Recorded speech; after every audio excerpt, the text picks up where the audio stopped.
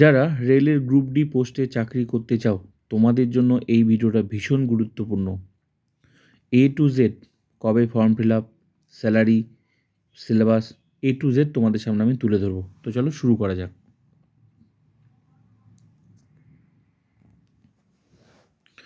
Railway recruitment board group D 2026 exam.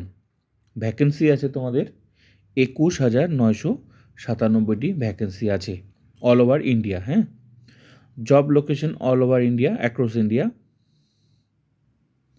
Application তোমাদেরকে করতে হবে অনলাইনে 31 জানুয়ারি থেকে 2 মার্চ পর্যন্ত তোমাদের কিন্তু ফর্ম ফিল আপ চলবে।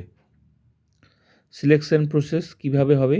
কম্পিউটার বেসড টেস্ট সিবিটি মুট, ফিজিক্যাল এফিসিয়েন্সি টেস্ট পিটি যেটাকে বলা হচ্ছে, ডকুমেন্টস ভেরিফিকেশন, মেডিকেল এক্সামিনেশন। আর এক্সাম প্যাটার্ন কী হবে?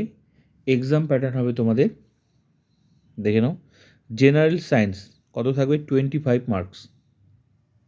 আর কি থাকবে? ম্যাথ থাকবে 25 মার্কস। জিকে জিএস কত থাকবে? 20 মার্কস। আর রিজনিং কত থাকবে? 30 মার্কস। সিলেবাস জেনে নিলে তোমরা। স্যালারি কত? স্যালারি হচ্ছে 18,000 পার মান্থ। কোন ওয়েবসাইটে তোমরা ফর্ম ফিল আপ করবে? তোমরা হচ্ছে এই দুটোর মধ্যে যে কোনো একটাতে ফর্ম ফিল আপ করতে পারবে তোমরা। www.rrbcdg.gov.in অথবা দিয়ে তোমরা এটার নিচেরটাও করতে পারো, www.rrbapply.gov.in। এখানে তোমরা অ্যাপ্লাই করতে পারবে এই ওয়েবসাইটে, ঠিক আছে?